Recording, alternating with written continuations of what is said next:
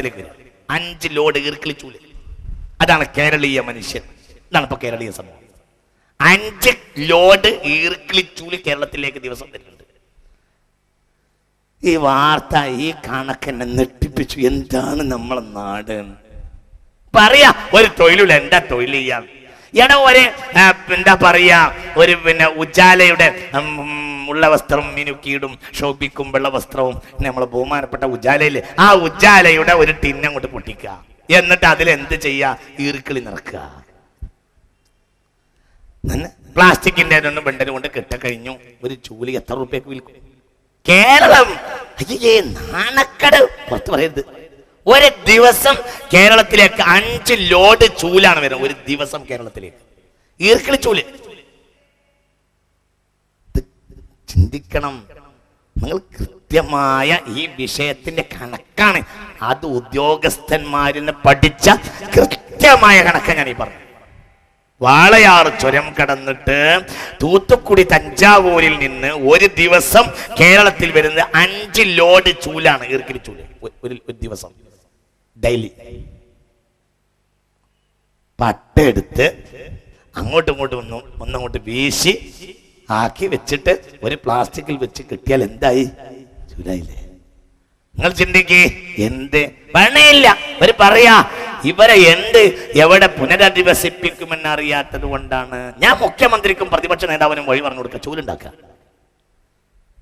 പിന്നെ കാർഷിക മേഖലയിലേക്ക് ഇപ്പോൾ ഈ റോഡ് സൈഡ് നിങ്ങൾ ഈ ചെത്തുന്ന പെണ്ണുങ്ങളെ നിർത്തിയിട്ട് ദയവായി ഇനി അവരെ വീട്ടിലിരുത്തിയിട്ട് ശമ്പളം കൊടുത്താലും ദയവായി റോഡ് സൈഡ് ചെത്താൻ വിടരുത്. റോഡ് സൈഡ് ചെത്തിയ റോഡ് പൊളിയും.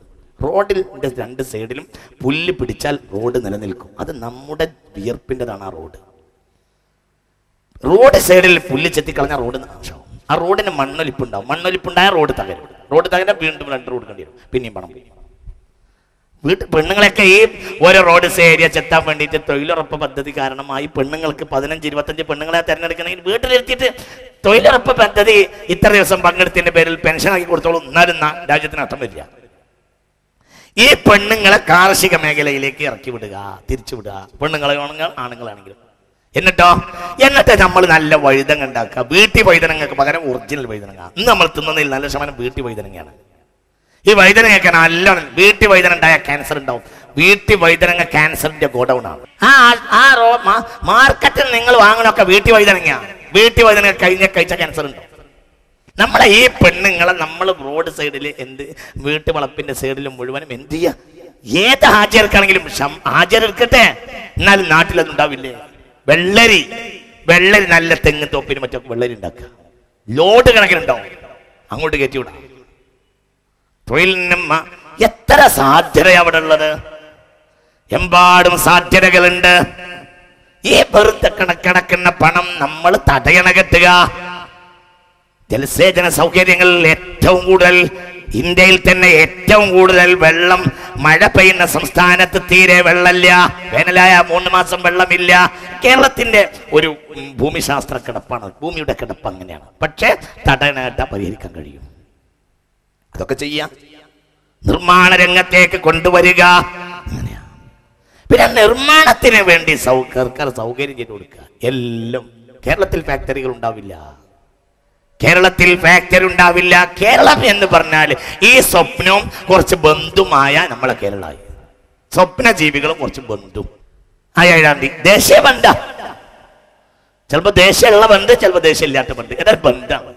എന്താ ബന്ധ? എന്തിനാ ബന്ധ്? ബന്ധ എന്ന് പറഞ്ഞാൽ നമ്മളെ കോഴി നടക്കാനുള്ള സൗകര്യമാണ്, അല്ലാതെ ഒന്നുമില്ല. അപ്പൊ ഇങ്ങനെയുള്ള കുറെ ബന്ധുകൾ നടക്കും. എന്താണ് ഒന്ന് കേരളം എന്ന് പറഞ്ഞാൽ കുറെ ബന്ധ്. പിന്നെ കോളർ മാറ്റി പണിയെടുക്കൂല, തുണി അയച്ചിട്ട് പണിയെടുക്കാൻ തയ്യാറല്ല. ഇഷ്ടം പോലെ പണിയെടുക്കാൻ തയ്യാറില്ല. ഇവിടെ കടപ്പുറത്ത് കടലിലല്ലേ ഒരു കാലത്ത് നമ്മളെ ഏറ്റവും വലിയ ജീവിതം കടലിൽ നല്ലായിരുന്നു. എത്ര മാപ്പിളാരുണ്ട് കടലിൽ പോകുന്നവർ? ആരാ കടലിൽ പോകുന്നത്? വഞ്ചുണ്ടെങ്കിൽ കടലിൽ പോരണമെങ്കിൽ തൂത്തുക്കുടി നാള് വരണം. തൂത്തുക്കുടി ബേപ്പൂർ പോയി നോക്ക്, കൊടുങ്ങല്ലൂർ പോയി നോക്ക്.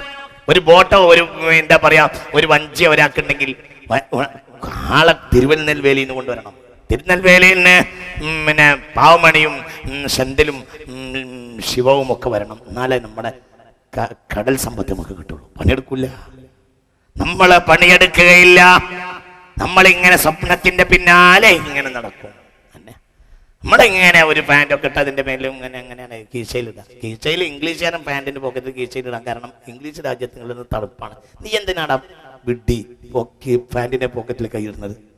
അയ്യയ്യേ, ചില മഹാന്മാരെ ഞാൻ കണ്ടിട്ടുണ്ട്. ഈ ഭൂമിയിലെ ഏറ്റവും വലിയ വഷളന്മാർ ആരാണെന്ന് ചോദിച്ചാൽ കേരളത്തിൽ ഫാൻസിന്റെ പോക്കറ്റിൽ കൈയിടുന്നവരാണ് എന്നാണ് ഞാൻ പറയാ. ചില ആൾ എന്തിനാടാ വിഡ്ഢി നീ ഫാൻസിന്റെ പോക്കറ്റിൽ കൈയിട്ടത്? എടാ, ഇംഗ്ലണ്ടിൽ ഫാൻസിന്റെ പോക്കറ്റിൽ കൈയിട്ടും അതിൽ ചിലപ്പോൾ 0 പോയിന്റിലായിരിക്കും തണുപ്പ്. അവിടെ അത് സ്വാഭാവികമാണ്, അത്രയും തണുപ്പ് രാജ്യം. നീ എന്താടോ എസ് ഇല്ലാതെ ജീവിക്കാൻ കഴിയാത്ത രൂപത്തിൽ ഉഷ്ണം വർദ്ധിക്കണം ഈ നാട്ടിൽ? എന്തിനാടോ പൊട്ട നീ ഈ ഫാൻസിന്റെ പോക്കറ്റിൽ കൈയിട്ടത്? ഇത് തന്നെ ഫാൻസിന്റെ പോക്കറ്റിൽ കൈയിടുക, സ്വപ്നത്തിൽ ഇങ്ങനെ നടക്കുക. ഒരു കാലത്ത് ഹിപ്പി ഉണ്ടായിരുന്നു, ഇപ്പോൾ ഹിപ്പി ഇല്ലെങ്കിലും അപ്പുറത്താണ്. നമ്മൾ ഒരു തരം വിഡ്ഢികളായി ഇങ്ങനെ നടക്കും. പിന്നെയോ ഇടക്കിടക്ക് കോപ്പ അമേരിക്ക പോലത്തെ കുറച്ച് കളികൾ വരും. ആ കളിയുടെ പിന്നാലെ പായുക. അങ്ങനെ നമ്മൾ മറഡോണയുടെ ഈ മെസ്സിയുടെയും ഒക്കെ വലിയ വലിയ ചിത്രങ്ങൾ വെക്കുക. മെസ്സി മറഡോണയോ ലോകത്തെ ഏറ്റവും വലിയ മാഫിയയുടെ കേന്ദ്രങ്ങളാണ്. അവർ തോറ്റു കൊടുക്കുന്നത് അവർ ജയിക്കാൻ വേണ്ടിയാണ്. തോറ്റാലായിരിക്കും അവർക്ക് ജയിക്കുന്നതിനേക്കാൾ കൂടുതൽ പൈസ കിട്ടാന്ന് പുറത്തു പറയാം. അങ്ങനെയായിരിക്കും കരുത്തുള്ള, അങ്ങനെയായിരിക്കും അവർ തോറ്റു കൊടുക്കും. ചിലപ്പോൾ എന്തുകൊണ്ട് ജയിച്ചാൽ കിട്ടുന്നതിനേക്കാൾ വലിയ പൈസ ചില മാഫിയകൾക്ക് വേണ്ടി അവർ തോറ്റു കൊടുക്കും. അങ്ങനെ ഉണ്ടാവും. നീ ഇവിടെ എന്ത് ചെയ്യും? നീ ഇവിടെ 1000 മെസ്സിക്ക് അരക്കക്ക എന്ന് എഴുതി വെക്കും. അങ്ങനെയാണ്. അവരോ അർജന്റീന തോറ്റതിന്റെ നേരെ പിറ്റേ ദിവസം പത്രങ്ങൾ പ്രസിദ്ധീകരിച്ചിരുന്നു, മെസ്സി തന്റെ കാമുകയും കൂട്ടി ഒരു വിനോദ കേന്ദ്രത്തിലേക്ക് പോകുന്നത്. ഭാര്യയല്ല, വ്യഭിചരിക്കാൻ പോവുക. അവൻ തോറ്റാൽ വ്യഭിചരിക്കും, ജയിച്ചാൽ വ്യഭിചരിക്കും. നിനക്കോ? ആരായതിന്റെ പിന്നിൽ ഏകദേശമൊക്കെ മാപ്പിളമാർ. ഏറ്റവും കൂടുതൽ സ്വപ്നത്തിൽപ്പെട്ടവർ മാപ്പിളമാരാണ്. മാപ്പിളമാരെ നശിപ്പിച്ചത് ഗൾഫാണ്. ഗൾഫിൽ നിന്ന് മാപ്പിളമാർ മടങ്ങാതെ മാപ്പിളമാർ നന്നാവുകയില്ല എന്നും ഈ സമ്മേളനം പ്രഖ്യാപിക്കുകയാണ്. നിങ്ങൾ എന്ത് വിചാരിച്ചാലും വേണ്ടില്ല, നിങ്ങൾ എന്ത് വിചാരിച്ചാലും വേണ്ട, ഞാൻ ഗൾഫിനെതിരാണ്. നിങ്ങൾ എന്ത് വിചാരിച്ചാലും ഞാൻ ഗൾഫിനെതിരാണ്. ഗൾഫ് ഇല്ലാതാക്കിയാലും മാപ്പിള നന്നാവില്ല. ഗൾഫ് ഇല്ലാതാക്കാതെ മാപ്പിള നന്നാവില്ല. ലോകത്തെ എക്കാലത്തെയും ഏറ്റവും വലിയ വരുമാന മാർഗം പശുവായതുകൊണ്ടാണ് ഖുർആനിലെ 2-ാമത്തെ അധ്യായത്തിന്റെ പേര് അൽ ബഖറ എന്നായത്. വരുമാനം. അതുകൊണ്ടാണ് പശുവിനെ അറക്കാൻ വേണ്ടി പറഞ്ഞപ്പോൾ ഇസ്രായേലികൾ തിരിഞ്ഞളിച്ച്. കാരണം അവരുടെ പ്രധാന വരുമാന മാർഗം പശുവാണ്. പ്രവാചകനെതിരെ കാട്ടുനിറക്കിയപ്പോൾ ഡെൻമാർക്ക് മാപ്പ് പറഞ്ഞു. എന്തുകൊണ്ട്? അവരുടെ പ്രധാനപ്പെട്ട ഉൽപ്പന്നം പാലാണ്, പാൽപ്പൊടിയാണ്. അത് മിഡിൽ ഈസ്റ്റിൽ വിൽക്കണമെങ്കിൽ മാപ്പ് പറയാൻ നിർവാഹമില്ല. മനസ്സിലാവും നിങ്ങൾക്ക് പറഞ്ഞത്? പശുവിനെ വളർത്തുക, ഒരു പണിയുമില്ല.